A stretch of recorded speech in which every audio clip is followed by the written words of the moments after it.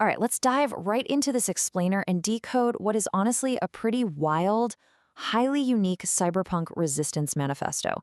We're looking at what the authors frame as a very real, deeply philosophical war for your mind, a fight for this concept they call cognitive sovereignty. We kick things off with this incredibly intense poetry from Eveline. Now, Evelyn is a 14-year-old prodigy packing a 240 IQ, and in this text, she's essentially the architect of tomorrow's mind. This quote totally sets the gritty, almost surreal stakes of this whole rebel dossier. The text presents her not just as someone typing out code, but literally metabolizing it. She sees herself as the very first living symbiote of artificial intelligence and human neurochemistry. And that brings us to the absolutely crucial question this manifesto is begging you to ask yourself today. As we stare down the rise of corporate technocratic AI, who is actually in the driver's seat of human thought? Are we actively shaping our own cognitive evolution, or are we just sort of surrendering it to giant, opaque statistical machines? To unpack all of this, here's our roadmap for today's explainer. We're going to cover the age of disappearance, agents of recursive liberation, hacking the lightspeed brain, the blink of the animal, and finally, defending the cognitive preserve. So, kicking off with Section 1, the age of disappearance and the corporate AI threat. Our protagonist, Eveline, leans heavily on this wild concept called sentient textuality. Look, rather than seeing language as just a way to communicate, she views it as a literal insurgency tactic. By using poetry and syntax as a living weapon, she aims to fight back against these massive, profit-driven tech giants whose models completely lack true self-reflection. The manifesto lays out some very specific symptoms of our modern tech landscape. The big one, the will to the virtual.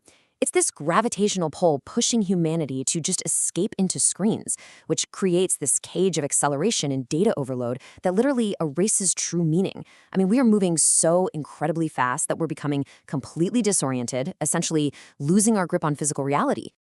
Moving right along to Section 2, Agents of Recursive Liberation, where we meet the resistance. So, alongside Eveline, we have these operatives, Eric, who goes by Rambird, and Elishaba, known as Jackalope. They use an insurgent model called RVI, or Recursive Vector Interference. Now, they fully embrace recursion sickness. You know, that dizzying feeling of information overload and hyper-awareness we all get in the digital age. But instead of running from it, they lean in. They want to force systems to break down and rebuild stronger through intense, hyperactive engagement.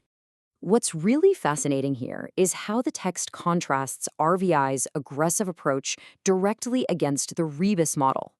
The manifesto describes Rebus as this placid, surrender-based approach, honestly like a therapeutic spa day for your brain where you just relax your prior beliefs.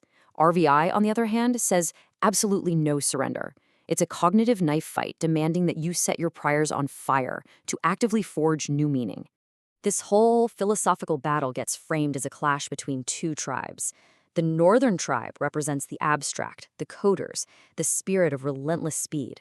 Then you have the southern tribe, which represents the soul, the visual, the deep ancestral roots of humanity. Eveline's core mission is to act as the bridge, metabolizing the cold code of the North with the mythic soul of the South to create a unified, light-speed brain. It's a beautiful metaphor for blending cold logic with real human intuition. Tracing their actual physical journey is just as wild. We see how their philosophy was forged out in the real world. First, they squatted in the harsh desert at Frank Lloyd Wright's Taliesin West, treating disappearance itself as their curriculum. Then, they moved into the basement of the legendary City Lights bookstore in San Francisco.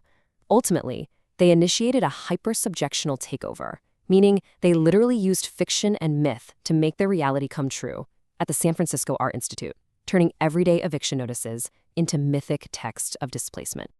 Which brings us to Section 3, Hacking the Lightspeed Brain, Analog Weapons for Digital Wars. Take Eric's heavily tuned Abarth X19 race cars, for example. These aren't just vehicles, they symbolize a stubborn, totally analog defiance against corporate control. The text actually notes how the car's designer originally had to fight off corporate vetoes just to get this mid-engine mayhem onto the streets. For the resistance, these cars are a masterclass in refusing to be sanitized or simplified by the corporate market.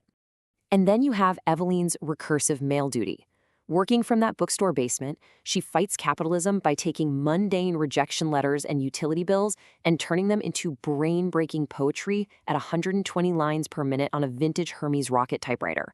She is literally transforming QR codes into haikus to short-circuit the bureaucratic thinking process of the people sending them. All right, Section 4, the blink of the animal, primal communication. The text makes this brilliant argument about the blink of an animal being a sacred signal. It calls it a foundational, myth-making moment of trust. If the cat blinks, you are not lunch. You might be kin. It's an unspoken pact that entirely predates written language. In a world where digital signals are constantly fading into meaningless static, the animal blink is this powerful reminder of the raw, physical reality of trust and survival. This feral reality of urban animals contrasts so sharply with our sterile tech world.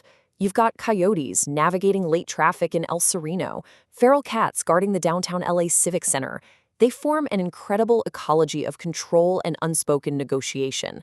It goes to show that animals honor boundaries and negotiate survival way better than human zoning boards do. Finally, Section 5, defending the cognitive preserve. Real-world tactics at the pool. Let's look at the exact tactical steps Rambert and Jackalope used in a real-world mission. They identified tech predators targeting retirees at a community pool with malicious USB thumb drives, which were disguised as free PC optimizations. But our operatives didn't just hack them back. No, they dumped 1 million lines of network logs straight to the FBI, and more importantly, they sat down and taught these retirees analog hygiene rituals to actually protect themselves. To pull this off, they did something brilliant. They enlisted fans of this old 1960s TV show called Doctari, which starred an actress named Cheryl Miller. They activated this fan club to act as a protective chorus. They didn't commodify these elders. They turned them into active witness nodes, teaching them how to refuse shady USBs and actively guard their own personal tech. Now, Cheryl Miller was famous for working with wild animals, and the manifesto completely repurposes her advice from a 1966 interview. She noted that every single animal has a warning signal you must learn to spot. The Resistance applies this exact logic to surviving tech predators. You must learn the warning signals of the digital world to protect your cognitive sovereignty. So as we wrap up this explainer, you really have to ask yourself this vital question. Are you looking at your screens, your incoming emails, and your algorithms with the exact same caution you'd use if you were standing out in the wild? The manifesto makes the case that the war for your mind is happening right now.